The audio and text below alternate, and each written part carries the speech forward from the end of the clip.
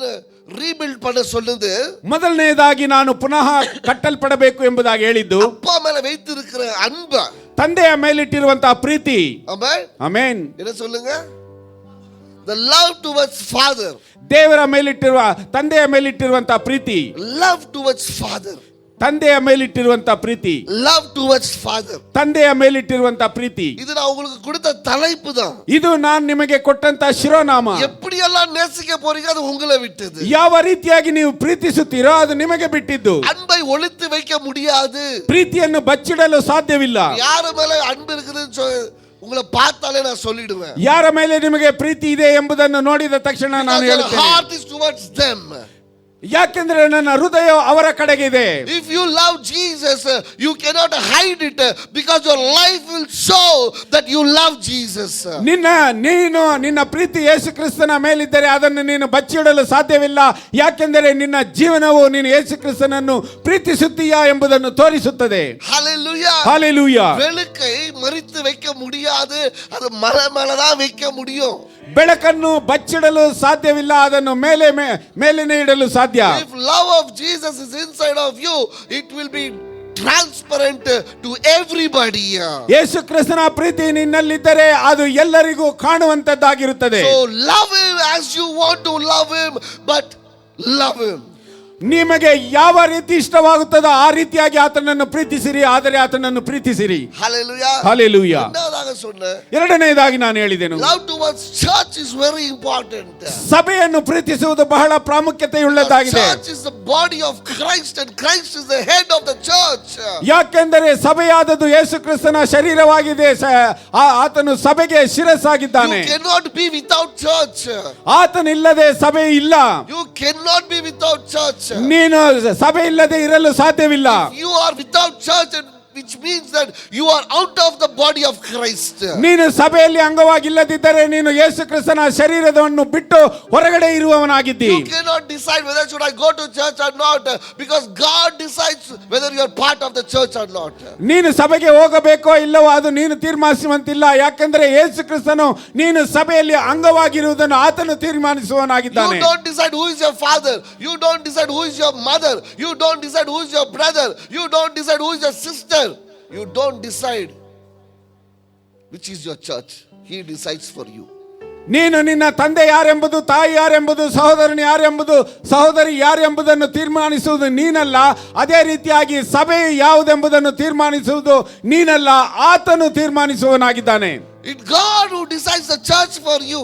ದೇವರು ಯಾವ ಸಭೆ ಎಂಬುದು ತೀರ್ಮಾನಿಸುವುದು ಆತನಾಗಿದೆ. God places you in the church to grow in his word. ಆತನ ಸಭೆಯಲ್ಲೂ ನಿನ್ನನ್ನು ಇರಿಸಿ ಆತನ ವಾಕ್ಯವು ಬೆಳೆಯುವಂತೆ ಮಾಡುತ್ತಾನೆ. Hallelujah. Hallelujah. இரண்டாவது நான் உங்களுக்கு சொல்லி கொடுத்தது சபையை நேசிக்கணும். சபை தேவனுடைய சரீரம். நீங்கள் சபையில அங்கமாக இருக்க வேண்டியது தேவனுடைய சித்தம். ಎರಡನೇದಾಗಿ ನಾನು ನಿಮಗೆ ಹೇಳಿಕೊಟ್ಟಿದ್ದು ನೀವು ಸಭೆಯನ್ನು ಪ್ರೀತಿಸಬೇಕು. ಯಾಕೆಂದರೆ ಸಭೆಯು ಯೇಸು ಕ್ರಿಸ್ತನ ಶರೀರವಾಗಿದೆ. ನೀವು ಆ ಶರೀರದಲ್ಲಿ ಅಂಗವಾಗಿರಬೇಕು. ಅದು ಯೇಸು ಕ್ರಿಸ್ತನ ಚಿತ್ತವಾಗಿದೆ. Hallelujah. Hallelujah. இன்னைக்கு மூணாவதாக சொல்றேன். ಇಂದು ಮೂರನೇದಾಗಿ ಹೇಳುತ್ತೇನೆ, focus and rebuild. ಗಮನವನ್ನು ಹಾರಿಸಿ ಪುನಃ ಕಟ್ಟಿರಿ. The passion you had for God. ದೇವರ ಮೇಲೆ ನಿನಗಿರುವಂತಹ ಪ್ರೀತಿ. Hallelujah. Hallelujah. ಪ್ರೀತಿ ಇಲ್ಲ, ಪ್ರೀತಿನ ಅನ್ಬು. passion ಆಸೆ ಅಲ್ಲ, ಆಸೆ you desire, ವಾಂಜೆ, ಅಪೇಕ್ಷೆ. Hallelujah. ದೇವರ ಮೇಲೆ ನಿನಗಿರುವಂತಹ ಅಪೇಕ್ಷೆಯನ್ನು ಕಟ್ಟಿರಿ. Focus and rebuild the passion you had for God when you are saved. ದೇವರ ಮೇಲಿರುವಂತಹ ಅಪೇಕ್ಷೆಯನ್ನು ನೀವು ಕಟ್ಟಿ ಅದರ ಮೇಲೆ ಗಮನ ಹರಿಸುವಾಗ ನೀವು ರಕ್ಷಣೆಯನ್ನು ಹೊಂದಿಕೊಳ್ಳುತ್ತೀರಾ. Hallelujah. Hallelujah. நீ ஞானஸ்நானம் எடுக்கும் பொழுது, ನೀನು ದೀಕ್ಷಾ ಸ್ನಾನವನ್ನು ತೆಗೆದುಕೊಳ್ಳುವಾಗ, ಯೇಸು ಕ್ರಿಸ್ತುவை சொந்த ரட்சகராய் ஏற்றுக்கொள்ளும் பொழுது, ಯೇಸು ಕ್ರಿಸ್ತನನ್ನು ಸ್ವಂತ ರಕ್ಷಕನನ್ನಾಗಿ ಅಂಗೀಕರಿಸುವಾಗ, ಪರಿಶುದ್ಧ ಆವಿಯಲ್ಲಿ ನೀನು நிரம்பும் பொழுது, ಪರಿಶುದ್ಧಾತ್ಮನಲ್ಲಿ ನೀನು ತುಂಬಲ್ಪಡುವಾಗ, உனக்குள்ள ஒரு வாஞ்சையை தேவன் வைத்தார். ನಿನ್ನಲ್ಲಿ ಒಂದು ಅಪೇಕ್ಷೆಯನ್ನು ದೇವರು ಇಟ್ಟಿದ್ದಾನೆ. ಅದು ಒಡೆஞ்சு போயிருக்கு இன்னைக்கு. ಅದು ಈ ದಿನದಲ್ಲಿ ಒಡೆದು ಹೋಗಿದೆ. அது உடைஞ்சு போயிருக்கு. ಅದು ಒಡೆದು ಹೋಗಿದೆ. அதை மறுபடியும் கட்ட சொல்லுகிறார் என் தேவன். ಅದನ್ನು ನನ್ನ ದೇವರು ಪುನಃ ಕಟ್ಟುವಂತೆ ಹೇಳುತ್ತಿದ್ದಾನೆ. ஆதியில இருந்த அந்த அன்பு, ಆದಿಯಲ್ಲಿ ಇದ್ದಂತ ಆ ಒಂದು ಪ್ರೀತಿಯು, அந்த வாஞ்சை, ಆ ಒಂದು ಅಪೇಕ್ಷೆಯು மறுபடியும் ಪುನಃ தேவன் கட்ட சொல்லுகிறார். ದೇವರು ಕಟ್ಟಲ್ಪಡುವಂತೆ ಹೇಳುತ್ತಿದ್ದಾನೆ. Hallelujah. Third point is focus and rebuild the passion that you have for God. ಮೂರನೇ ಅಂಶವಾದದ್ದು ಆ ಒಂದು ದೇವರ ಮೇಲಿರುವಂತ ಅಪೇಕ್ಷೆಯನ್ನು ನೀವು ಪುನಃ ಅದರ ಮೇಲೆ ಗಮನ ಹರಿಸಿ ಅದನ್ನು ಕಟ್ಟಲ್ಪಡಬೇಕಾಗಿದೆ. We have a good example in the Bible. ನಾವು ವೇದ ಪುಸ್ತಕದಲ್ಲಿ ಒಂದು ಒಳ್ಳೆಯ ಉದಾಹರಣೆಯನ್ನು ಹೊಂದಿದವರಾಗಿದ್ದೇವೆ. திருப்பிக்கொள்ளுங்க யோவானின் சுவிசேஷம் 21வது அதிகாரம். ಯೋಹಾನನಿಗೆ ಬರೆದ ಸುವಾರ್ತೆ 21ನೇ ಅಧ್ಯಾಯ வாசிக்க 1ல இருந்து 1ನೇ ವಾಕ್ಯದಿಂದ ಓದೋಣ. இவைகளுக்கு பின்பு இயேசு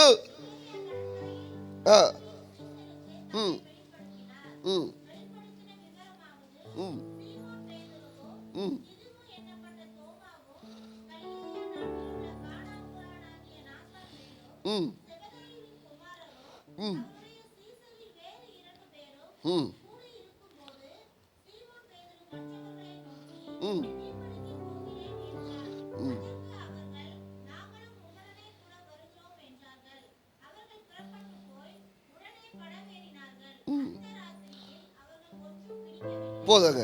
இங்க பார்க்கிறோம், ಇಲ್ಲಿ ನೋಡುತ್ತೇವೆ, ஆங்கிலத்தில் எப்படியா போட்டிருக்குது, afterward Jesus appeared again. ತರುವಾಯ ಯೇಸು ತಿಬೇರಿಯ ಸಮುದ್ರದ ಬಳಿಯಲ್ಲಿ ಶಿಷ್ಯರಿಗೆ ತಿರುಗಿ ತನ್ನನ್ನು ತೋರಿಸಿಕೊಂಡನು. Afterward Jesus appeared again. ತರುವಾಯ ತಿರುಗಿ ತನ್ನನ್ನು ತೋರಿಸಿಕೊಂಡನು ತನ್ನ ಶಿಷ್ಯರಿಗೆ. இந்த பேதுரு, ಈ ಪೇತ್ರನು இயேசுவோட கூடவே இருந்து, ಯೇಸುವಿನ ಜೊತೆಯಲ್ಲಿಯೇ ಇದ್ದು, கூடவே ಶಿಷ್ಯರಾಗಿ இருந்து, ಜೊತೆಯಲ್ಲೇ ಶಿಷ್ಯನಾಗಿದ್ದು, he was a core committee. ಆತನು ಒಬ್ಬ ಮುಖ್ಯ ಸ್ಥಾನದಲ್ಲಿದ್ದನು. Peter, James and John. ಪೇತ್ರನು, ಯಾಕೋಬನು, ಯೋಹಾನನು, ಈ ಮೂವರು ಒಂದು ಮುಖ್ಯವಾದಂತಹ ಒಂದು ಸ್ಥಳದಲ್ಲಿದ್ದರು. திரளான கூட்டம் இயேசுவை பின்பற்றினது. ಅನೇಕ ಗುಂಪು ಯೇಸುವನ್ನು ಹಿಂಪಾಲಿಸಿತು. ಅದರಲ್ಲಿ ಇನ್ನೊಂದು 72 பேரு ஒரு கூட்டம் இருந்தாங்க. ಇನ್ನೊಂದು 72 ಜನ ಇನ್ನೊಂದು ಗುಂಪಾಗಿದ್ದರು. ಅದರಲ್ಲಿ 12 பேரு ஒரு கூட்டம் இருந்தாங்க. 12 ಜನರು ಇನ್ನೊಂದು ಗುಂಪಾಗಿದ್ದರು. ಅದರಲ್ಲಿ 3 பேரு ஒரு கூட்டமா இருந்தாங்க. 3 ಜನರು ಇನ್ನೊಂದು ಗುಂಪಾಗಿದ್ದರು. very confident people for Jesus. ಯೇಸು ಕ್ರಿಸ್ತನಿಗೆ ಬಹಳ ನಂಬಿಗಸ್ತಿಕೆ ಉಳ್ಳವರು. ಯೇಸುவோட அவர் மறுரூபம் ஆகுவதை பார்க்க ಅನುಮತಿತ 3 பேರು. ಯೇಸು ಕ್ರಿಸ್ತನು ರೂಪಾಂತರ ಹೊಂದುವುದನ್ನು ನೋಡುವುದಕ್ಕೆ ಅನುಮತಿಸಿದಂತ 3. ಪೀಟರ್, ಪೇತ್ರನು. Amen, amen. இந்த வலி ಅನೇಕ ಬೋಧಕರಿಗೆ ಉಂಟು.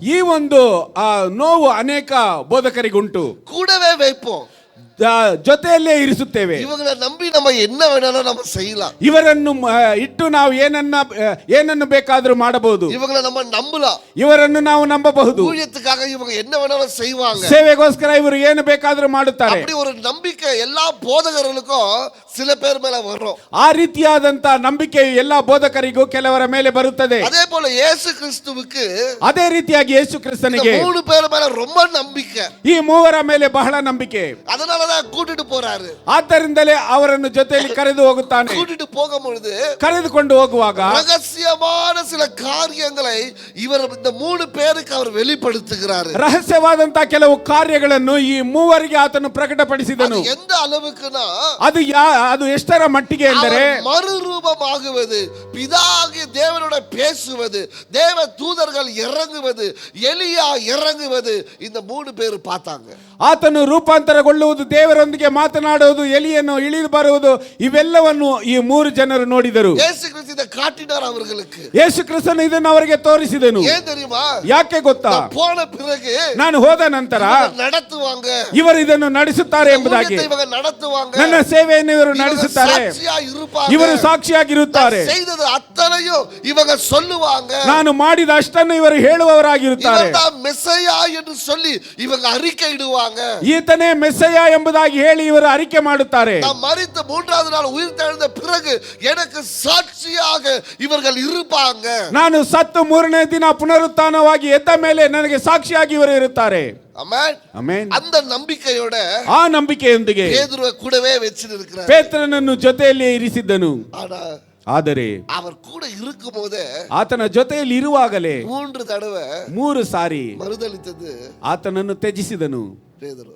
ಪೇತ್ರನೇ 3 times he denied Jesus. 3 ಸಾರಿ ಪೇತ್ರನು ಯೇಸು ಕ್ರಿಸ್ತನನ್ನು ತ್ಯಜಿಸಿದನು. 3 times. 3 sorry. Some time God loves you too much and says I want to show you something. உங்களை அதிகமா நேசிச்சு சில காரியங்களை அவர் வெளிப்படுத்துறாரு, சில காரியங்களை உங்களுக்கு காட்டுறாரு, சில காரியங்களை உங்களோட பேசுறாரு. இவன் செய்வா, இவள் செய்வாங்க, என் மகன் செய்வா, என் மகன் செய்வான்னு காட்டும்பொழுது சில நேரத்தில் எல்லா நம்பிக்கைக்கும் நம்ம அடையாளத்தை காட்டி விட்டு கடைசியாக மறுதளிச்சிடுவோம்.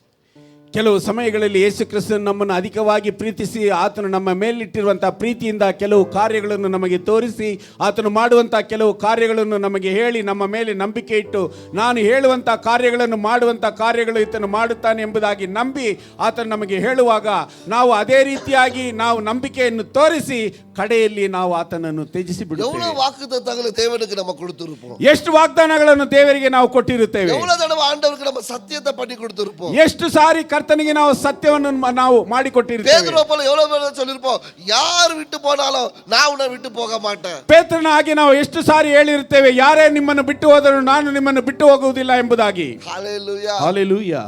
போன பாஸ்டர்ஸ் ஃபெலோஷிப்ல இதுதான் செய்தி.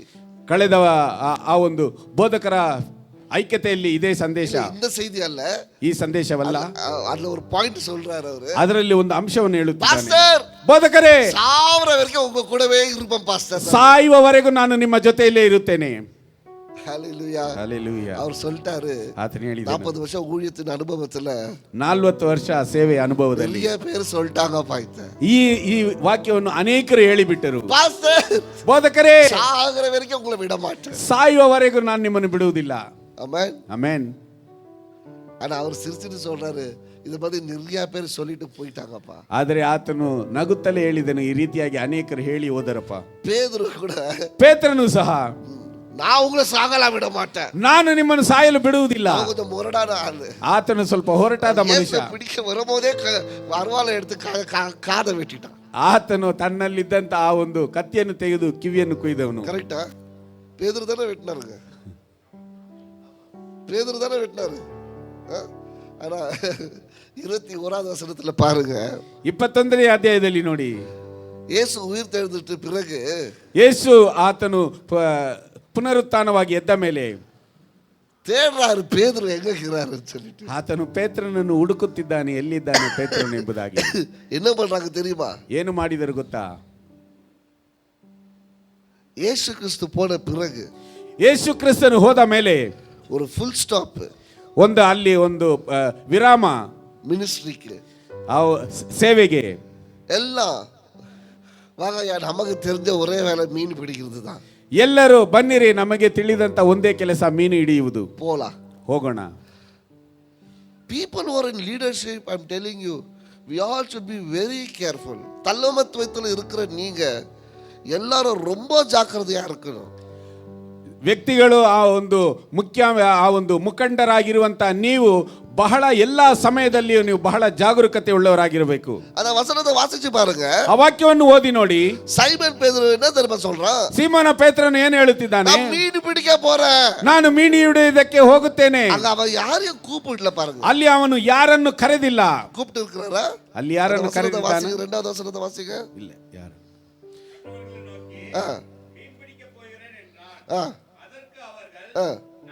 பாருங்க, பாருங்க, தலைமத்துல இருக்கிறவங்க நீங்க ரொம்ப ஜாக்கிரதையா இருக்கணும். ಆ ಮುಖಂಡತ್ವದಲ್ಲಿ ಇರುವಂತ ನೀವು ಬಹಳ ಎಚ್ಚರಿಕೆಯಿಂದ ಇರಬೇಕು. நீங்க கூப்பிட தேவையில்ல, ನೀವು ಅವರನ್ನು ಕರೆಯಬೇಕಾದದಿಲ್ಲ. நாங்களும் உங்க கூட வரோம், ನಾವು ನಿಮ್ಮ ಜೊತೆಯಲ್ಲಿ ಬರುತ್ತೇವೆ. பாஸ்டர் நான் யாரையும் கூப்பிடல பாஸ்டர். ಬೋಧಕರೇ, ನಾನು ಯಾರನ್ನು ಕರೆದಿಲ್ಲ. நீங்க கூப்பிட வேணாம், ನೀವು ಕರೆಯುವುದು ಬೇಡ, ಅವರೇ ಬರುತ್ತಾರೆ. பேதுரு இங்க யாரையும் கூப்பிடல, ಪೇತ್ರನು ಇಲ್ಲಿ ಯಾರನ್ನು ಕರೆದಿಲ್ಲ. பேதுரு பின்வாங்கி போகும்போது அவனோட சில பேரும் பின்வாங்கி போறாங்க. ಪೇತ್ರನು ಹಿಂಜರಿದು ಹೋಗುವಾಗ ಅವನೊಂದಿಗೆ ಕೆಲವರು ಹಿಂಜರಿದು ಹೋಗುತ್ತಾರೆ. நீ பின்வாங்கி போனா ನೀನು ಹಿಂಜರಿದು ಹೋದರೆ உன் கூட சில பேர் பின்வாங்குவாங்க. ನಿನ್ನ ಜೊತೆಯಲ್ಲಿ ಕೆಲವರು ಹಿಂಜರಿದು ಹೋಗುತ್ತಾರೆ. ಅದಕ್ಕೆ நான் தான் காரணம். ಅದಕ್ಕೆ ನಾನೇ ಕಾರಣನು. Hallelujah. Hallelujah. When Peter backslided, there was another group along with him backslided because the influence that he had on people. ಪೇತ್ರನು ಹಿಂಜರಿಯುವಾಗ ಕೆಲವರು ಆತನೊಂದಿಗೆ ಹಿಂಜರಿದರು, ಯಾಕೆಂದರೆ ಅವನ ಮೇಲೆ ಜನರಿಟ್ಟಿದ್ದಂತ ಒಂದು ನಂಬಿಕೆಯು. Hallelujah. Hallelujah. Allah, people who are in leadership should be very careful in your action, very careful in your speaking, very careful to obey your pastor, very careful to ask him everything that you do in the ministry. ಆದ್ದರಿಂದಲೇ ಮುಖಂಡರಾಗಿರುವಂತ ನಾನು ನಿಮಗೆ ಹೇಳುತ್ತೇನೆ, ನೀವು ಮಾತನಾಡುವಾಗಲೂ, ಕ್ರಿಯೆಗಳನ್ನು ನಡೆಸುವಾಗಲೂ, ನೀವು ಕೆಲಸಗಳನ್ನು ಮಾಡುವಾಗಲೂ ನೀವು ಜಾಗರೂಕತೆ, ಎಚ್ಚರಿಕೆ ಉಳ್ಳವರಾಗಿರಬೇಕು. ನೀವು ಏನೇ ಮಾಡಿದರೂ ಬೋಧಕರ ಬಳಿಯಲ್ಲಿ ಕೇಳುವುದರಲ್ಲಿ ನೀವು ಎಚ್ಚರಿಕೆಯಾಗಿರಬೇಕು. Be careful. ನೀವು ಎಚ್ಚರಿಕೆಯಿಂದ ಇರಬೇಕು. Because when you backslide, there is another group which is following you to backslide. ಯಾಕೆಂದರೆ ನೀನು ಹಿಂಜರಿದರೆ ನಿನ್ನನ್ನು ಹಿಂಬಾಲಿಸುವಂತ ಕೆಲವು ಜನರು ಹಿಂಜರಿಯುತ್ತಾರೆ. Hallelujah. Hallelujah. பேதுரு பின்வாங்கி போயாச்சு. ಪೇತ್ರನು ಹಿಂಜರಿದು ಬಿಟ್ಟನು. எவ்வளவு பேர் நம்ம அந்த நிலைமையில போய் இருக்கிறோம் தெரியல. ಎಷ್ಟು ಜನರು ಈಗ ಆ ಪರಿಸ್ಥಿತಿಯಲ್ಲಿ ಇದ್ದೇವೆ ನಮಗೆ ಗೊತ್ತಿಲ್ಲ. இருந்த அந்த அன்பு, ಆ ಒಂದು ಪ್ರಾರಂಭದಲ್ಲಿದ್ದಂತಹ ಪ್ರೀತಿಯು, ஆதியில கொடுத்த வாக்கு தத்தங்கள், ಪ್ರಾರಂಭದಲ್ಲಿ ಕೊಟ್ಟಂತ ವಾಗ್ದಾನಗಳು, ஆண்டவரே உமக்காக நான் ஜீவனையே கொடுப்பேன், ಕರ್ತನೇ ನಿಮಗೋಸ್ಕರ ನಾನು ಜೀವವನ್ನೇ ಕೊಡುತ್ತೇನೆ, ஆண்டவரே உமக்காக நான் சபையை கட்டி எழுப்புவேன், ನಿಮಗೋಸ್ಕರ ನಾನು ಸಭೆಯನ್ನು ಕಟ್ಟಿ ಎಬ್ಬಿಸುತ್ತೇನೆ, நீங்க தான் எனக்கு முக்கியம், ನೀವೇ ನನಗೆ ಪ್ರಾಮುಖ್ಯತೆ ಉಳ್ಳವನು, ஆண்டவரே நீங்க தான் எனக்கு எல்லாமே, ಕರ್ತನೇ ನೀವೇ ನನಗೆ ಎಲ್ಲವೂ. ஞானஸ்நானம் எடுக்கும் பொழுது, ದೀಕ್ಷಾ ಸ್ನಾನ ತೆಗೆದುಕೊಳ್ಳುವಾಗ நாலு பாத்தீங்கன்னா நான் தான் பரிசுத்தம். ಆ ದಿನದಲ್ಲಿ ನೋಡಿದರೆ ನಾನೇ ಪರಿಶುದ್ಧವಂತನು. ಆಮೆನ್. ಆಮೆನ್. இந்த அனுபவம் எவ்வளவு பேருக்கு உங்களுக்கு தெரியல. ಆ ಅನುಭವ ಎಷ್ಟು ಜನರಿಗಿದೆ ಅದು ನನಗೆ ಗೊತ್ತಿಲ್ಲ. நான் ஞானஸ்நானம் எடுத்த அடுத்த நாள், ನಾನು ದೀಕ್ಷಾ ಸ್ನಾನವನ್ನು ತೆಗೆದುಕೊಂಡ ಮಾರನೇ ದಿನ நான் தான் எல்லாரும் விட பரிசுத்தம், ನಾನೇ ಎಲ್ಲರಿಗಿಂತ ಪರಿಶುದ್ಧವಂತನು. ரொம்ப நல்லா பேசுவேன், ಬಹಳ ಚೆನ್ನಾಗಿ ಮಾತನಾಡಿ, ரொம்ப டீசೆಂಟா பேசுவேன், ಬಹಳ ಶಿಸ್ತಿನಿಂದ ಮಾತನಾಡಿದೆ. சிஸ்டர் எப்படி இருக்கீங்க, ಸಹೋದರಿ ಹೇಗಿದ್ದೀರಾ, பிரதர் எப்படி இருக்கீங்க, ಸಹೋದರನೇ ಹೇಗಿದ್ದೀರಾ, கர்த்தர் உங்களை ஆசீர்வதிப்பாராக. ಕರ್ತನು ನಿಮ್ಮನ್ನು ಆಶೀರ್ವದಿಸಲಿ. சில வார்த்தைகளை பேசுவோம் பாருங்க, நம்ம ಕೆಲವು ವಾಕ್ಯಗಳನ್ನೆಲ್ಲ ನಾವು ಮಾತನಾಡಿ அவங்களே நம்மளை ஏமாந்துட்டு இவர் தான் பாஸ்டராடி ஏமாந்துருவாங்க. ಅವರೇ ನಮ್ಮನ್ನು ನೋಡಿ ಈತನೇ ಬೋಧಕರ ಎಂಬುದಾಗಿ ಯಾಮಾರಿ ಹೋಗುತ್ತಾರೆ.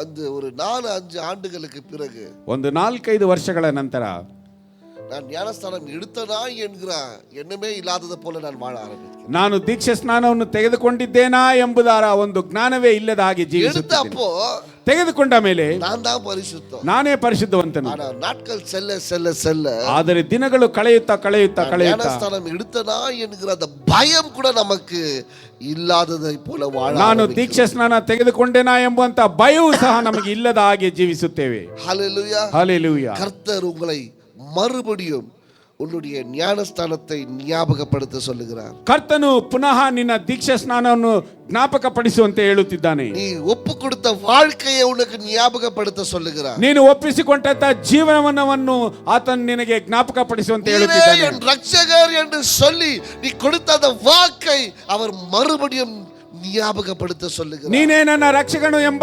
ಎಂಬುದಾಗಿ ಕೊಟ್ಟಂತಹ ವಾಕ್ಯವನ್ನು ಆತನು ಪುನಃ ನಿನಗೆ ಜ್ಞಾಪಕಪಡಿಸುವಂತೆ ಹೇಳುತ್ತಿದ್ದಾನೆ. ஞானஸ்தானம் எடுக்கும் பொழுது சபைக்கு முன்பதாகவும் போதகர்களுக்கு முன்பதாகவும் பரிசுத்த ஆவியானவருடைய சாட்சியாகவும் பிதாவின் சமூகத்தில் நான் என்னை இயேசுவுக்கு ஒப்பு கொடுக்கிறேன் என்று சொன்ன அந்த வாக்கு தத்தத்தை நினைவு கூற சொல்லுகிறார்.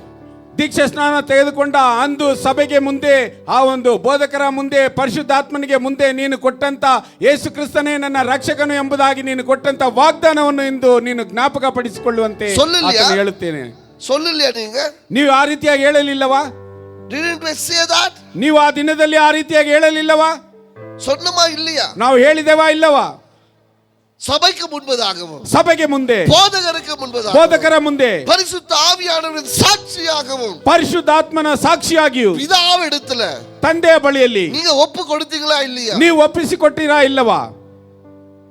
என்ன சொல்லி ஒப்பு கொடுத்தீங்க? ಏನು ಹೇಳಿ ಒಪ್ಪಿಸಿಕೊಟ್ಟಿರಿ? நான் உமக்காக வாழ்வேன், ನಾನು ನಿಮಗೋಸ್ಕರ ಜೀವಿಸುತ್ತೇನೆ, நான் மரிப்பேன், ನಾನು ಸಾಯುತ್ತೇನೆ, உமக்காக வாழ்வேன், ನಿಮಗೋಸ್ಕರ ಜೀವಿಸುತ್ತೇನೆ. I decrease ನನ್ನನ್ನು ನಾನು ತಗ್ಗಿಸಿಕೊಂಡು and you increase. ನಿಮ್ಮನ್ನು ಹೆಚ್ಚಿಸುತ್ತೇನೆ. Didn't we say that? ನೀವು ಆ ರೀತಿಯಾಗಿ ಹೇಳಲಿಲ್ಲವಾ? And God wants to remind you today ಈ ದಿನದಲ್ಲಿ ದೇವರು ಅದನ್ನು ಜ್ಞಾಪಕ ಪಡಿಸುವಂತೆ எவ்வளவு ಹೇಳುತ್ತಿದ್ದಾನೆ. வயசுல ஆயிருக்கட்டும், ನಿಮಗೆ ಎಷ್ಟೇ ವರ್ಷ ಆಗಿರಲಿ, வாக்குகள் உடையாது. ವಾಗ್ದಾನಗಳು ಒಡೆಯುವುದಿಲ್ಲ. பாஸ்டர் அது அப்போ செஞ்ச பாஸ்டர், ಬೋಧಕರೇ ಇದನ್ನು ನಾನು ಅಂದು ಮಾಡಿದೆನು. அவர் நேற்றும் இன்றும் என்றும் மாறாத தேவன். ಆತನು ನಿನ್ನೆ ಇಂದು ನಾಳೆ ಎಂದಿಗೂ ಆತನು ಬದಲಾವಣೆ ಆಗದವನು. இங்க பேதுரு ಇಲ್ಲಿ ಪೇತ್ರನು உங்களை சாகவே விட மாட்டேன்னு சொன்னா, ನಿಮ್ಮನ್ನು ಸಾಯುವುದಕ್ಕೆ ಬಿಡುವುದಿಲ್ಲ ಎಂಬುದಾಗಿ ಹೇಳಿದನು. இயேசு அப்படி போன உடனே ಆದ್ರೆ ಯೇಸು ಕ್ರಿಸ್ತನ ಆ ಕಡೆ ಹೋದ ತಕ್ಷಣ மீன் பிடிக்க போயிட்டான். ಮೀನು ಹಿಡಿಯುವುದಕ್ಕೆ ಹೋದನು. இரவெல்லாம் மீன் பிடிக்க போயிட்டான். ರಾತ್ರಿ ಎಲ್ಲ ಮೀನು ಹಿಡಿಯುವುದಕ್ಕೆ ಹೋದನು. பாஸ்டர் ராபர்ட் ஒரு அழகான லைன் சொன்னாரு. ಬೋಧಕರು ರಾಬರ್ಟ್ ಅವರು ಒಂದು ಒಳ್ಳೆಯ ಸಾಲನ್ನು ಹೇಳಿದರು. பாருங்க, இரவெல்லாம் அவன் மீன் பிடிக்கிறான், ರಾತ್ರಿ ಎಲ್ಲ ಅವನು ಮೀನು ಹಿಡಿದನು. ஆனா இதே பேதுரு தான் ಆದರೆ ಇದೇ ಪೇತ್ರನು மறுரூப மலையில ಆ ಒಂದು ರೂಪಾಂತರ ಒಂದು ಬೆಟ್ಟದಲ್ಲಿ 1 மணி நேரம் அவனால விழித்திருக்க முடியல.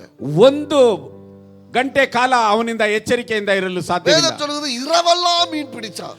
ವೇದದಲ್ಲಿ ಹೇಳಲ್ಪಟ್ಟಿದೆ ರಾತ್ರಿ ಎಲ್ಲ ಮೀನು ಹಿಡಿದನು. அப்ப பேதுருக்கு இரவுல முழிச்சிருப்பது ஒன்றும் புதிதான வேலை கிடையாது. ಹಾಗಾದ್ರೆ ಪೇತ್ರನಿಗೆ ರಾತ್ರಿ ಎಲ್ಲ ಎದ್ದಿರುವುದು, ಎಚ್ಚರಿಕೆಯಿಂದ ಇರುವುದು ಅದೇನು ದೊಡ್ಡ ವಿಷಯವಲ್ಲ. ಯೇಸು ಕ್ರಿಸ್ತು ಕೂಡ வந்து 1 மணி நேரம் ஜெபிப்பானாக்கா உறங்கி விழுகிறான். ಆದ್ರೆ ಯೇಸು ಕ್ರಿಸ್ತನ ಜೊತೆಯಲ್ಲಿ ಬಂದು 1 ಗಂಟೆ ನೀನು ಪ್ರಾರ್ಥಿಸು ಎಂಬುದಾಗಿ ಹೇಳಿದರೆ ಆತನು ತೂಕಡಿಸಿದನು. ஹல்லேலூயா, ಹಲ್ಲೆಲೂಯಾ. இரவெல்லாம் வேலை இருக்குன்னா ஓடுவீங்க, ರಾತ್ರಿ ಎಲ್ಲಾ ಕೆಲಸ ಇದೆ ಎಂಬುದಾಗಿ ಹೇಳಿದರೆ ಓಡುತ್ತೀರಾ. ஓட்டி கெடுக்குதுன்னா ஓடுவீங்க, ಓಟಿ ಸಿಗುತ್ತದೆ ಎಂಬುದಾಗಿ ಹೇಳಿದರೆ கண் ಓಡುತ್ತೀರಾ. விழிச்சு செய்வீங்க. ಕಣ್ಣು ಬಿಟ್ಟು ನೀವು ಕೆಲಸ ಮಾಡುತ್ತೀರಾ. ஆனா இயேசுவுக்காக 1 மணி நேரம் வாங்க போனா தூங்குவீங்க. ಆದರೆ 1 ಗಂಟೆ ಕಾಲ ಯೇಸು ಕ್ರಿಸ್ತನಿಗೋಸ್ಕರ ಬನ್ನಿ ಎಂಬುದಾಗಿ ಹೇಳಿದರೆ ನೀವು ತೂಕಡಿಸುತ್ತೀರಾ. அப்பா சொல்றாரு, ತಂದೆಯವರು ಹೇಳುತ್ತಾರೆ, மறுபடியும் ஞாபகப்படுத்திக்கோ, ಪುನಃ ಅದನ್ನು ನೀನು ಜ್ಞಾಪಕ ಪಡಿಸಿಕೋ. இந்த ஆண்டு ಈ ವರ್ಷ மறுபடியும் உன் வாழ்க்கையை கட்டு. ಪುನಃ ನಿನ್ನ ಜೀವನವನ್ನು ಕಟ್ಟು. ஆமென், ಆಮೆನ್. இல்ல அழகு என்ன தெரியுமா? ಇದರಲ್ಲಿ ಅಂದವೇನು ಗೊತ್ತಾ? 5வது வசனத்தை வாசிங்க. ಅದಾದ ಮೇಲೆ ಮುಂದೆ ಹೋದಣ. 5வது வசனம். இயேசு அவர்களை நோக்கி, பிள்ளைகளே, புசிப்பதற்கு உங்களிடத்தில் ஏதாவது உண்டோ என்றார். போதும். ஆங்கிலத்தில் அழகா இருக்குது. ஃப்ரெண்ட்ஸ், ಮಕ್ಕಳಿರಾ, ஃப்ரெண்ட்ஸ், ಮಕ್ಕಳಿರಾ, haven't you any fish? ನಿಮ್ಮ ಬಳಿಯಲ್ಲಿ ಯಾವುದಾದ್ರೂ ಮೀನಿದೆಯಾ? நம்மளா இதை என்ன பண்ணிருப்போம்? ನಾವಾದ್ರೆ ಏನು ಹೇಳ್ತಿದ್ದೇವೆ? இவ்வளோ சொன்னா நான் உங்களுக்கு ಎಷ್ಟು ಹೇಳಿದೆ ನಿನಗೆ? என்ன பண்ணிருக்கிறாங்க பாரு, ಏನು ಮಾಡುತ್ತಿದ್ದಾರೆ? இவ்வளோ சொன்ன இவங்களுக்கு, ಇವನಿಗೆ ಎಷ್ಟು ಹೇಳಿದೆ? இவங்களுக்காக நான் உயிரை கொடுத்தேன், ಇವರಿಗೋಸ್ಕರ ನಾನು ಜೀವನ ಕೊಟ್ಟೆನು.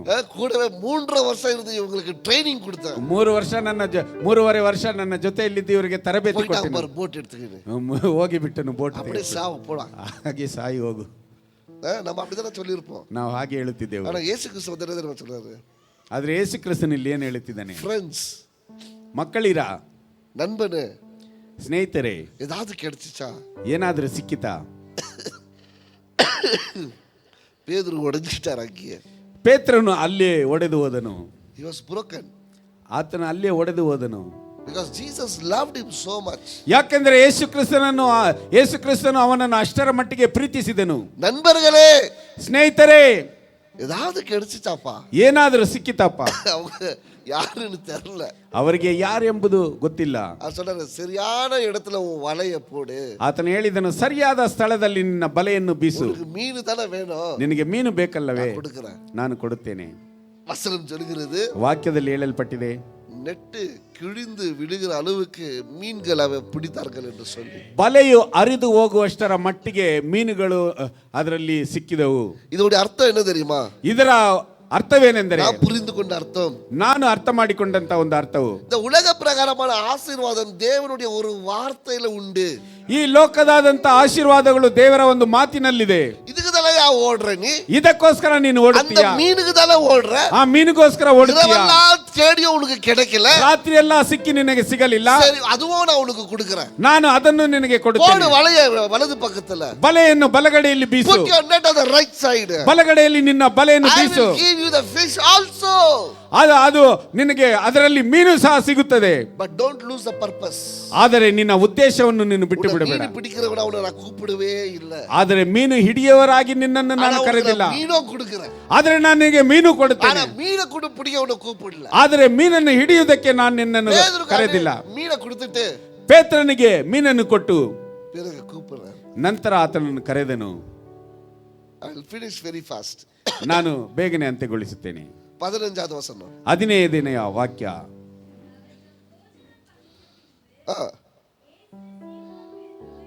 சீமோன் பேதுருவை நோக்கி, யோவானின் குமாரனாகிய சீமோனே, போதுங்க. ಅವರು ಊಟ ಮಾಡಿದ ಮೇಲೆ ಯೇಸು ಸೀಮೋನ ಪೇತ್ರನನ್ನು, ಯೋಹಾನನ ಮಗನಾದ ಸೀಮೋನನೇ, ನೀನು ಇವರಿಗಿಂತ ಹೆಚ್ಚಾಗಿ ನನ್ನ ಮೇಲೆ ಪ್ರೀತಿ ಇಟ್ಟಿದ್ದೀಯೋ? ஹல்லேலூயா. ಹಲ್ಲೆಲೂಯಾ. அவர் சொல்றாரு, ಆತನು ಹೇಳಿದನು, இவங்களை விட ಇವರಿಗಿಂತ நீ என்ன ரொம்ப நேசிக்கிறியா? ನೀನು ನನ್ನನ್ನು ಬಹಳ ಪ್ರೀತಿ ಮಾಡುತ್ತೀಯಾ? இவங்களை விட ಇವರಿಗಿಂತ நீ என்ன ரொம்ப நல்லா நேசிக்கிறியா? ನೀನು ನನ್ನನ್ನು ಬಹಳ ಪ್ರೀತಿ ಮಾಡುತ್ತೀಯಾ? அப்பாவை விட, ತಂದೆಗಿಂತ, அம்மாவை விட, ತಾಯಿಗಿಂತ, பிள்ளைகளை விட, ಮಕ್ಕಳಿಗಿಂತ, கணவனை விட, ಗಂಡನಿಗಿಂತ, மனைவியை விட ಹೆಂಡತಿಗಿಂತ நீ என்ன நேசிக்கிறியா? ನೀನು ನನ್ನನ್ನು ಪ್ರೀತಿಸುತ್ತೀಯಾ? பேதுரு உடைஞ்சு போயிடுறாரு. ಪೇತ್ರನು ಒಡೆದು ಹೋದನು. ஐயா உங்களுக்கு தெரியும். ಅಯ್ಯ ನಿಮಗೆ ಗೊತ್ತು. அப்ப ஆண்டவர் சொல்றாரு, ಆಗ ಕರ್ತನು ಹೇಳಿದನು, அப்ப என் ஆடுகளை மேய்ப்பாயா? ಹಾಗಾದರೆ ನನ್ನ ಕುರಿಗಳನ್ನು ನೀನು ಮೇಯಿಸುವವನಾಗು. The work what you do shows the love that you have for your God. ನೀನು ಮಾಡುವ ಕೆಲಸವು ಅದು ನಿನ್ನ ದೇವರ ಮೇಲಿಟ್ಟಿರುವಂತಹ ಪ್ರೀತಿಯನ್ನು ತೋರಿಸುತ್ತದೆ. அன்பு வார்த்தை கிடையாது. ಪ್ರೀತಿಯು ವಾಕ್ಯದಲ್ಲಿ ಮಾತ್ರವಲ್ಲ. நேசிக்கிறேன், உம்மை நான் நேசிக்கிறேன், அது கிடையாது அன்பு. ನಿಮ್ಮನ್ನು ನಾನು ಪ್ರೀತಿಸುತ್ತೇನೆ, ನಿಮ್ಮನ್ನು ನಾನು ಪ್ರೀತಿಸುತ್ತೇನೆ, ಅದೆಲ್ಲ ಪ್ರೀತಿ. More love, more power, more strength, ಅದೆಲ್ಲ love. ಬಹಳ ಪ್ರೀತಿ, ಬಹಳ ಶಕ್ತಿ, ಬಹಳ ಒಂದು ಉತ್ಸಾಹ, ಅದೆಲ್ಲ ಪ್ರೀತಿ. அன்பு என்பது ಪ್ರೀತಿ ಎಂಬುದು எல்லாத்தை காட்டிலும் மிகுலா, it's the highest level of your desire. ಎಲ್ಲದಕ್ಕಿಂತ ಮಿಗಿಲಾದಂತ ನಿನ್ನ ಒಂದು ಬಯಕೆ. என்ன தடை வந்தாலும், ಏನೇ ಅಡ್ಡಿ ಬಂದರೂ இயேசுவை விட மாட்டீங்க. ಯೇಸು ಕ್ರಿಸ್ತನನ್ನು ಬಿಡುವುದಿಲ್ಲ. அதுதான் அன்பு. ಅದೇ ಪ್ರೀತಿ. எவ்வளவு தூரம் போனாலும், ಎಷ್ಟೇ ದೂರ ಹೋದರೂ இயேசுவை விட மாட்டீங்க. ಯೇಸು ಕ್ರಿಸ್ತನನ್ನು எவ்வளவு ಬಿಡುವುದಿಲ್ಲ. கஷ்டம் வந்தாலும், ಎಷ್ಟೇ ಕಷ್ಟ ಬಂದರೂ இயேசுவை விட மாட்டீங்க. ಯೇಸು ಕ್ರಿಸ್ತನನ್ನು ಬಿಡುವುದಿಲ್ಲ. எவ்வளவு துன்பம் வந்தாலும், ಎಷ್ಟೇ ಸಂಕಟಗಳು ಬಂದರೂ இயேசுவை நீங்க விட மாட்டீங்க. ಯೇಸುವನ್ನು ನೀವು ಬಿಡುವುದಿಲ್ಲ. இதுதான் யோபுடைய வாழ்க்கையில நம்ம பார்க்கிறோம். ಇದೇ ಯೋಬನ ಜೀವನದಲ್ಲಿ ನಾವು ನೋಡಿದೆವು. இதுதான் சங்கீதக்காரன் சொன்னா, என்ன இருந்தாலும் நான் எது என்ன கர்த்தருடைய அன்பை விட்டு என்ன பிரிக்க முடியும்? ಕೀರ್ತನೆಗಾರನು ಇದನ್ನೇ ಹೇಳುತ್ತಿದ್ದಾನೆ, ಏನು ಇಲ್ಲದಿದ್ದರೂ ಯೇಸು ಕ್ರಿಸ್ತನ ಪ್ರೀತಿಯಿಂದ ನನ್ನನ್ನು ಅಗಲಿಸಲು ಯಾವುದು ಸಾಧ್ಯವಿಲ್ಲ. ஹல்லேலூயா. Hallelujah. What can separate you? ಯಾವುದು ಯೇಸು ಕ್ರಿಸ್ತನ ಪ್ರೀತಿಯಿಂದ ನಿನ್ನನ್ನು ಬೇರ್ಪಡಿಸಲು ಸಾಧ್ಯ? சில ஊழியக்காரங்கள பார்க்கும்போது, ಕೆಲವು ಸೇವಕರನ್ನು ನೋಡುವಾಗ இவங்கெல்லாம் ஏன் ஊழியம் செய்றாங்க? ಇವರೆಲ್ಲ ಯಾಕೆ ಸೇವೆ ಮಾಡುತ್ತಾರೆ? எடுத்துக்கலாமே. ರೆಸ್ಟ್ ತಗೋಬೋದಲ್ಲ. ஒரு ஊழியக்காரருக்கு 2 கண் இல்ல, ಒಬ್ಬ ಸೇವಕರಿಗೆ 2 ಕಣ್ಣಿಲ್ಲ, 2 ಕಿಡ್ನಿ ಫೇಲಿಯರ್, ಒಬ್ಬರಿಗೆ 2 ಕಿಡ್ನಿ ಫೇಲ್ಯೂರ್, வாரத்துக்கு 2 நாள் டயாலிசிஸ். ವಾರಕ್ಕೆ 2 ಸಾರಿ ಡಯಾಲಿಸಿಸ್. இவர் ஏன் வந்து பிரசங்கம் பண்ணோம்? ಈತನು ಯಾಕೆ ಬಂದು ಪ್ರಸಂಗ ಮಾಡಬೇಕು? வழி இல்ல. ಆದರೆ ಬೇರೆ ದಾರಿ ಇಲ್ಲ. அவரை நேசிச்சிட்டா எதுவும் நமக்கு பெருசா தெரியாது. ಆತನನ್ನು ಪ್ರೀತಿಸಿದರೆ ಯಾವುದು ನಮಗೆ ದೊಡ್ಡದಾಗಿ ಕಾಣುವುದಿಲ್ಲ. இந்த சத்தம் இருக்கிற வரைக்கும் நம்ம பிரசங்கம் பண்ணிட்டே தான் இருப்போம். ಈ ಶಬ್ದವು ಇರುವವರೆಗೂ ನಾವು ಪ್ರಸಂಗ ಮಾಡುತ್ತಲೇ ಇರುತ್ತೇವೆ. எது வந்தாலும் அவரை குறித்து பேசுவது நிற்காது. ஏனென்றால் அது அன்பு நிமித்தம் வந்த காரியம். ನನ್ನ ಜೀವನದಲ್ಲಿ ಏನೇ ಬಂದರೂ ಆತನ ಬಗ್ಗೆ ಮಾತನಾಡುವುದನ್ನು ನಾನು ನಿಲ್ಲಿಸುವುದಿಲ್ಲ. ಯಾಕೆಂದರೆ ಆತನ ಪ್ರೀತಿಯ ಮುಖಾಂತರ ಬಂದಂತ ಕಾರ್ಯವು. இன்னைக்கு அப்பா சொல்றாரு, ಇಂದು ಕರ್ತನು ಹೇಳುತ್ತಿದ್ದಾನೆ, rebuild that. ಅದನ್ನು ನೀವು ಪುನಃ ನಿರ್ಮಿಸಿಕೊಳ್ಳಿ. இயேசுவுக்காக ஓடணும்ன்ற அந்த வாஞ்சை, இயேசுவுக்காக காரியங்களை சாதிக்கணும்ன்ற அந்த வாஞ்சை, மறுபடியும் அப்பா உங்களை பார்த்து சொல்றாரு, எழும்பு, ಕಟ್ಟು. ಯೇಸು ಕ್ರಿಸ್ತನಿಗೋಸ್ಕರ ಓಡಬೇಕೆಂಬಂತ ಬಯಕೆ, ಯೇಸು ಕ್ರಿಸ್ತನಿಗೋಸ್ಕರ ಕಾರ್ಯಗಳನ್ನು ಸಾಧಿಸಬೇಕೆಂಬಂತ ಬಯಕೆ, ಅದನ್ನು ನೀನು ಪುನಃ ಕಟ್ಟು ಎಂಬುದಾಗಿ ತಂದೆಯವರು ಹೇಳುತ್ತಿದ್ದಾರೆ. ಮறுபடியும் 16ல சொல்றாரு, ಪುನಃ 16ನೇ ವಾಕ್ಯದಲ್ಲಿ ಹೇಳುತ್ತಿದ್ದಾನೆ, நேசிக்கிறியா பேதுரு? ಪೇತ್ರನೇ, ನನ್ನನ್ನು ಪ್ರೀತಿಸುತ್ತೀಯಾ? அவர் சொல்றாரு, உங்களுக்கு எல்லாமே தெரியும் ஆண்டவரே. ಆತನು ಹೇಳುತ್ತಿದ್ದಾನೆ, ಕರ್ತನೇ, ನೀನು ಎಲ್ಲವನ್ನು ಬಲ್ಲವನಾಗಿದ್ದೀಯಾ, அப்ப ಆಡುகளை பார்த்துக்கೋ. ಹಾಗಾದ್ರೆ ನನ್ನ ಕುರಿಗಳನ್ನು ನೀನು ಮೇಯಿಸು. மறுபடியும் கேட்கிறாரு, ಪುನಃ ಕೇಳುತ್ತಿದ್ದಾನೆ 3ನೇ ಸಾರಿ, ಪೇತ್ರನೇ, son of John, ಸಿಮೋನ ಪೇತ್ರನೇ, do you love me? ನೀನು ನನ್ನನ್ನು ಪ್ರೀತಿಸುತ್ತೀಯಾ? Peter was hurt deeply. ಪೇತ್ರನು ಬಹಳ ಅವನ ಹೃದಯವು ಒಡೆದು ಹೋಯಿತು. தமிழ்ல அந்த வார்த்தை இருக்குதா? பேதுரு, அவன் பேதுரு போதாங்க, பேதுரு ದುಃಖಪಟ್ಟನು. இதுலயே நான் ஒரு செய்தி எழுத முடியும். ಇದರಲ್ಲೇ ನಾನು ಒಂದು ಸಂದೇಶವನ್ನು ಬರೆಯಲು ಸಾಧ್ಯ. பேதுரு ಪೇತ್ರನು ದುಃಖಪಟ್ಟನು. எதுக்காக? ಯಾವುದಕ್ಕೋಸ್ಕರ? ಮೂರೇ ಮೂರು ಕೇಳ್ವಿ. ಮೂರೇ ಮೂರು ಪ್ರಶ್ನೆ. என்ன நேசிக்கிறியா? ನನ್ನನ್ನು ಪ್ರೀತಿಸುತ್ತೀಯಾ? ரெண்டாவது தடவை ಎರಡನೇ ಸಾರಿ என்ன நீ நேசி. ನನ್ನನ್ನು ಪ್ರೀತಿಸುತ್ತೀಯಾ? மூணாவது தடவை ಮೂರನೇ ಸಾರಿ என்ன நீ நேசிக்கிறியா? ನನ್ನನ್ನು ಪ್ರೀತಿಸುತ್ತೀಯಾ? உடைஞ்சிட்டான் மனுஷன். ಪೇತ್ರನು ಒಡೆದು ಹೋದನು ಮನುಷ್ಯನು. ரகசியம் சொல்ற பாருங்க. ರಹಸ್ಯವನ್ನು ಹೇಳುತ್ತೇನೆ ನೋಡಿ. அன்பை காட்டிலும் வல்லமையான ஆயுதம் வேற எதுவுமே கிடையாது. ಪ್ರೀತಿಗಿಂತ ಶಕ್ತಿಯುತವಾದಂತ ಆಯುಧವು ಬೇರೆ ಯಾವುದೂ ಇಲ್ಲ. ஒருத்தருக்கு அன்பு காட்டிட்டே இருங்க. ಒಬ್ಬರಿಗೆ ಪ್ರೀತಿಯನ್ನು ತೋರಿಸುತ್ತಲೇ ಇರಿ. யாரோ விரோதிகள் எழும்ப முடியாது. ನಿನಗೆ ಯಾರು ವಿರೋಧಿಗಳು ಎದ್ದೇಳಲು ಸಾಧ್ಯವಿಲ್ಲ. You keep showing the love, there is no enemy that can raise against you because nobody can stand against the love. ನೀನು ಪ್ರೀತಿಯನ್ನು ತೋರಿಸುತ್ತಲೇ ಇರು, ನಿನಗೆ ವಿರೋಧವಾಗಿ ಯಾರು ಎದ್ದೇಳಲು ಸಾಧ್ಯವಿಲ್ಲ. ಯಾಕೆಂದರೆ ಆ ಒಂದು ಪ್ರೀತಿಯು ನಿನಗೆ ಅಷ್ಟಾಗಿ ಅದು ನಿಲ್ಲುತ್ತದೆ. ஒன்னு அடிச்சு பாரு, ನಿನ್ನನ್ನು ಹೊಡೆದು ನೋಡು. ஒரு அடி அடிச்சு பாரு, ಒಂದು ಏಟನ್ನು ಕೊಟ್ಟು அவன் ನೋಡು. ரெண்டு குடும்பம் உங்களுக்கு. ಅವನು ಎರಡು ಕೊಡುತ್ತಾನೆ. அவனுக்கு விரோதமா கெட்ட வார்த்தையில பேசு. ಅವನಿಗೆ ವಿರೋಧವಾಗಿ ಕೆಟ್ಟ ಮಾತನ್ನು ಮಾತನಾಡು. அவன் இன்னும் ಎಕ್ಸ್ಪರ್ಟಾ திட்டுவான். ಅವನು ಇನ್ನೂ ಅದಕ್ಕಿಂತ ಮೇಲಾಗಿ ಹೋಗಿ ಬೈಯುತ್ತಾನೆ. அவனுக்கு விரோதமா எதனா தப்பு செய்யு, ಅವನಿಗೆ ವಿರೋಧವಾಗಿ ಏನಾದ್ರು ತಪ್ಪು ಮಾಡು, அதுக்கு டபுளா செய்வான். ಅದಕ್ಕೆ ಎರಡರಷ್ಟು ಮಾಡುತ್ತಾನೆ. அவனுக்கு அன்பு காட்டு, ಅವನಿಗೆ ಪ್ರೀತಿ ತೋರಿಸು. என்ன பண்ணுவான்? ಏನು ಮಾಡುತ್ತಾನೆ? அதுதான் இயேசு பண்ணாரு. ಅದನ್ನೇ ಯೇಸು ಕ್ರಿಸ್ತನು ಮಾಡಿದನು. ஒண்ணே ஒண்ணு மூணே கேள்விதான். ಮೂರೇ ಪ್ರಶ್ನೆ. என்ன நேசிக்கிறியா? ನನ್ನನ್ನು ಪ್ರೀತಿಸುತ್ತೀಯಾ? என்ன நேசிக்கிறியா? ನನ್ನನ್ನು ಪ್ರೀತಿಸುತ್ತೀಯಾ? என்ன நேசிக்கிறியா? ನನ್ನನ್ನು ಪ್ರೀತಿಸುತ್ತೀಯಾ? ಪೇತ್ರನು ಮನುಷ್ಯ உடைந்து போனது. ಆತನ ಮನಸ್ಸು ಒಡೆದು ಹೋಯಿತು. ಆಮೆನ್. ಆಮೆನ್. அப்பா அவ்வளவு நேசிக்கிறார் நம்மள. ತಂದೆಯು ಅಷ್ಟರ ಮಟ್ಟಿಗೆ ನಮ್ಮನ್ನು ಪ್ರೀತಿಸುತ್ತಾನೆ. இன்னைக்கு நீங்க எவ்வளவு தூரம் போயிருந்தாலும், ಇಂದು ನೀವು ಎಷ್ಟು ದೂರ ಹೋಗಿದ್ದರು, ரீபில்ட், ಅದನ್ನು ಪುನಃ ಕಟ್ಟಿರಿ. அவர் யாரையும் தள்ள மாட்டாரு. ಆತನು ಯಾರನ್ನು ತಳ್ಳುವವನಲ್ಲ. அவர் யாரையும் தள்ள மாட்டார். ಆತನು ಯಾರನ್ನು ತಳ್ಳುವವನಲ್ಲ. ಹಲ್ಲೆಲೂಯಾ. பேதுரு மறுதலித்தாலும் ಪೇತ್ರನು ತ್ಯಜಿಸಿದರು, தேவன் விடலவே ಇಲ್ಲ. ಪೇತ್ರನನ್ನು ದೇವರು ಬಿಡಲೇ ಇಲ್ಲ. ஆமென். ಆಮೆನ್. நீ எவ்வளவு செஞ்சாலும், ನೀನು ಎಷ್ಟೇ ಮಾಡಿದರು, உன்னை விட்டு அப்பா விலகவே மாட்டார். ನಿನ್ನನ್ನು ಬಿಟ್ಟು ತಂದೆಯು ಅಗಲುವುದಿಲ್ಲ, விலக மாட்டார். ಆತನು ಅಗಲುವುದಿಲ್ಲ. உன்னை அவர் நேசிச்சு கொண்டே இருப்பார். ನಿನ್ನನ್ನು ಆತನು ಪ್ರೀತಿಸುತ್ತಲೇ ಇರುತ್ತಾನೆ. அது அவருடைய குணம். ಯಾಕೆಂದ್ರೆ ಆತನ ಗುಣಾಂಶವು ಆ He is ರೀತಿಯಾಗಿದೆ. God, ಆತನು ದೇವರು, full of love. ಆ ಪ್ರೀತಿಯಿಂದ ತುಂಬಿದವನಾಗಿದ್ದಾನೆ. Amen. Amen. God with full of love. ದೇವರು ಪ್ರೀತಿಯಿಂದ ತುಂಬಿದವನಾಗಿದ್ದಾನೆ. உன் கோபத்துக்கெல்லாம் அவர் கோபத்தை காட்ட மாட்டார். ನಿನ್ನ ಕೋಪಕ್ಕೆಲ್ಲ ಆತನ ಕೋಪವನ್ನು ತೋರಿಸುವವನಲ್ಲ. ஏன்னா அவர் காட்டிட்டாருன்னா நம்ம இருக்க மாட்டோம். ಯಾಕೆಂದರೆ ಆತನು ತೋರಿಸಿದರೆ ಆತನ ಕೋಪಕ್ಕೆ ನಾವು ನಿಲ್ಲಲು ಸಾಧ್ಯವಿಲ್ಲ. அவர் ಅன்பை காட்டுகிறார். ಆತನು ಪ್ರೀತಿಯನ್ನು ತೋರಿಸುತ್ತಾನೆ. தாழ்மையோடு சொல்லுகிறேன். ತಾಳ್ಮೆಯಿಂದ ಹೇಳುತ್ತಿದ್ದೇನೆ. மறுபடியும் ஞானஸ்தானத்தை யோசிங்க. ಪುನಃ ನಿಮ್ಮ ದೀಕ್ಷಾ ಸ್ನಾನದ ದಿನವನ್ನು ಯೋಚನೆ ಮಾಡಿ. நீங்க என்ன சொன்னீங்க? ನೀವು ಏನು ಹೇಳಿದಿರಿ? அப்பாக்கு என்ன சொன்னீங்க? ತಂದೆಯವರಿಗೆ ಏನು ಹೇಳಿದಿರಿ? என்னெல்லாம் சொன்னீங்க? ಏನೆಲ್ಲ ಹೇಳಿದಿರಿ? நான் ஊழியத்துக்காக ஓடுவேன், ನಿನ್ನ ಸೇವೆಗೋಸ್ಕರ ಓಡುತ್ತೇನೆ. இன்னைக்கு ஆண்டவர் மறுபடியும் உங்களை பார்த்து கூப்பிடுறாரு. ಇಂದು ತಂದೆಯವರು ಪುನಃ ನಿಮ್ಮನ್ನು ನೋಡಿ ಕರೆಯುತ್ತಿದ್ದಾನೆ. Friends, ಸ್ನೇಹಿತರೆ, haven't you have any fish? ನಿಮ್ಮ ಬಳಿಯಲ್ಲಿ ಮೀನು ಯಾವುದಾದ್ರೂ ಇದೆಯಾ? என்னை விட்டு நீ விலகி போன, ನನ್ನನ್ನು ಬಿಟ್ಟು ನೀನು ಅಗಲಿ ಹೋದೆ. என்னை விட்டு நீ தூரம் போன, ನನ್ನನ್ನು ಬಿಟ್ಟು ನೀನು ದೂರ ಹೋದೆ. என்னை விட்டு என்னை மறந்து போன. ನನ್ನನ್ನು ಬಿಟ್ಟು ಮರೆತು ಹೋದೆ. வாழ்க்கையில ஏதாவது நல்லது நடந்துச்சா? ಜೀವನದಲ್ಲಿ ಏನಾದ್ರೂ ಒಳ್ಳೆಯದು ಸಿಕ್ಕಿತಾ? சந்தோஷமா இருக்கிறியா? ಸಂತೋಷವಾಗಿದ್ದೀಯಾ? இல்லையா? ಇಲ್ಲವಾ?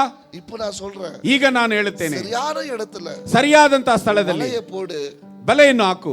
நீ கேட்டது கிடைக்கும். ನೀನು ಕೇಳಿದ್ದು ಸಿಗುತ್ತದೆ. ஆனா ಆದರೆ அதல்ல நோக்கம் நான் அவனை கூப்பிட்டது. ಅದು ನಾನು ನಿನ್ನನ್ನು ಕರೆದ ಉದ್ದೇಶ ಅದಲ್ಲ. என் ஆடுகளை மேய்ப்பாயா? ನನ್ನ ಕುರಿಗಳನ್ನು ಮೇಯಿಸುವನಾಗು.